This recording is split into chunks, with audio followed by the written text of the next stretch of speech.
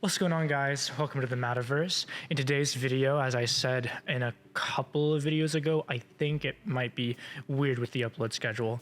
I'm going to describe proof of work versus proof of stake, which is sort of an almost relatively new concept. It's been around for a while, but there's some big changes going around that are bringing more light to it, I should say, as of recent. Like what I mentioned before with Solana, which is a proof of stake crypto. I'm just going to be going over the differences between the two pretty much, and going over pros, cons, and perceptions, especially because there are a lot of opinions. It's actually kind of a heated topic, to be honest. There's a lot of fans on one side and a lot of fans on the other side, and they all say kind of conflicting things, but I'm going to try to give, an unbiased opinion, especially since this is stuff I've been learning about recently, right? I'm not some expert on this stuff yet, right? So from my perspective, I'm not seated in either camp really. So let's start off here with this little visual.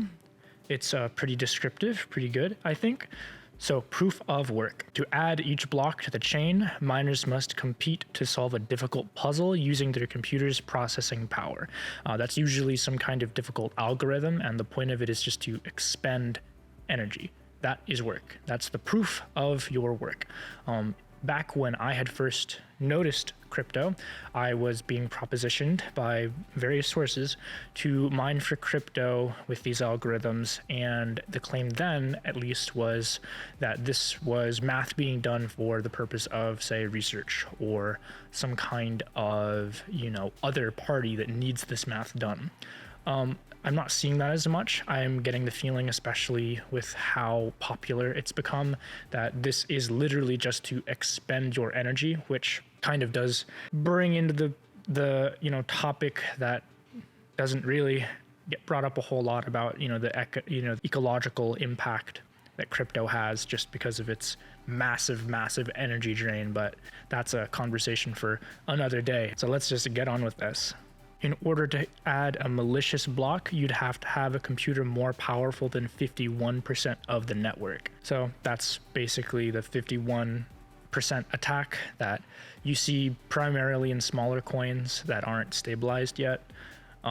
Just the majority rules, right? That's kind of how decentralization really works at its core. It's decentralized in that it's not filtered into one point, but it's more filtered into several nodes, and those nodes make up the majority without fail. But it's still better than the bottleneck that a normal centralized network ends up encountering with its central power system. The first miner to solve the puzzle is given the reward for their work, and that is where gas fees come from.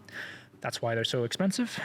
Gas fees pay miners for their proof of work, which is again just proof of spending electricity. Now on to proof of stake.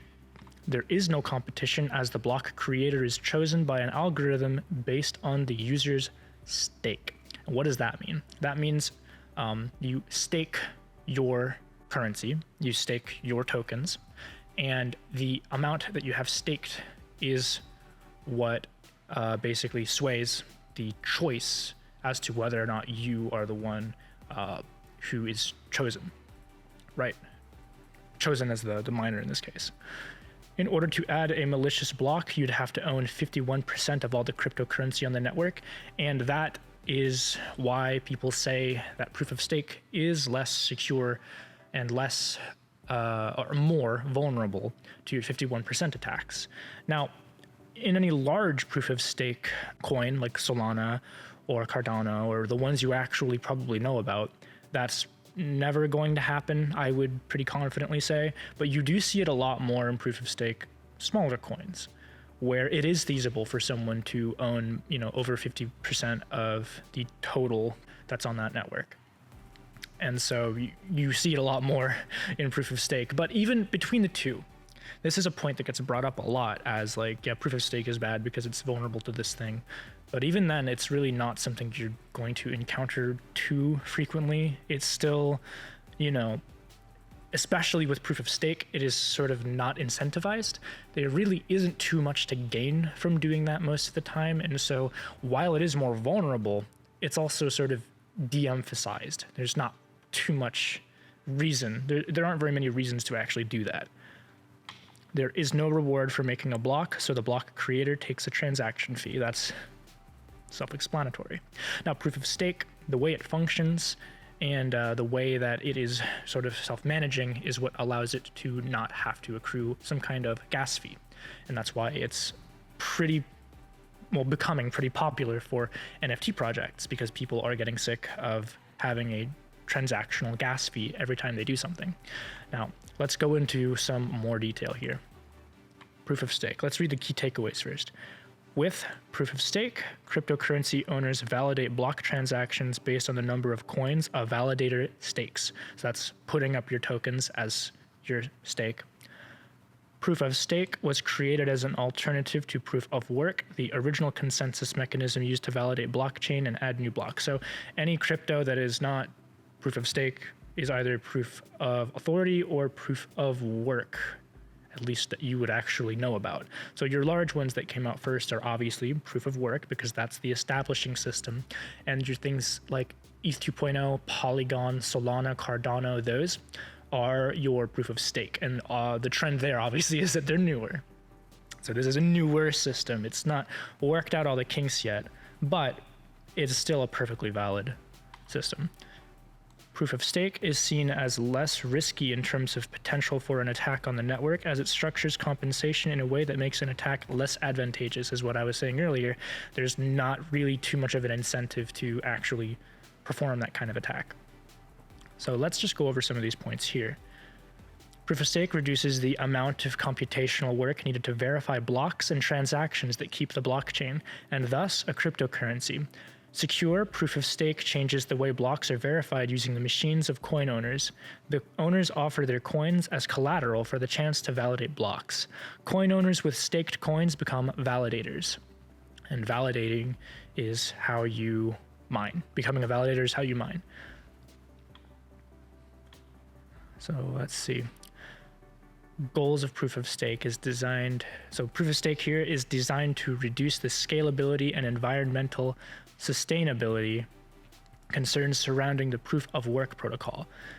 Proof of work is a competitive approach to verifying transactions, which naturally encourages people to look for ways to gain an advantage, especially since monetary value is involved. And that's basically just, it becomes a rat race to have the most powerful machine. And that's why you see, miners doing miner things. Long touted as a threat for cryptocurrency fans, the 51% attack is a concern when proof of stake is used, but is very unlikely. A 51% attack is when someone controls 51% of a cryptocurrency and uses that majority to alter the blockchain. In proof of stake, a group or individual would have to own 51% of the staked cryptocurrency, and that's why it's super uncommon. Now, if that did happen, obviously, yeah, it would be easier to do so in proof of stake than proof of work, because it is far easier to own 51% of a crypto token than it is to be more powerful than 51% of all of the computers that are competing. But the opportunity is still there on both ends to add a malicious block. That is for certain. I don't need to read this because I'm going to read proof of work too. The article can be found here. I'm going to link it in the description too if you want to read the whole thing, but I'm just kind of reading keynotes, going over points that, actually matter for this discussion. So let's go to proof of work. Key takeaways. Proof of work is a decentralized consensus mechanism that requires members of a network to expend efforts solving an arbitrary mathematical puzzle to prevent anybody from gaming the system. So now it's admitting arbitrary mathematical puzzle, and that's what I was talking about earlier. It's just math for math's sake, for expending electricity's sake. Proof of work is used widely in cryptocurrency mining for validating transactions and mining new tokens. That's the majority of tokens. Due to proof of work, Bitcoin and other cryptocurrency transactions can be processed peer-to-peer in a secure manner without the need for a trusted third party. Proof of work at a scale requires huge amounts of energy, which only increases as more miners join the network. That's a given. The more miners you have, the more energy is spent. Proof of stake was one of several novel consensus mechanisms created as an alternative to proof of work, which is what we just read earlier. And alternatives to proof of work are going to see more and more attention as gas prices fluctuate the way they are, people are sort of getting tired of it. So let's go into, say,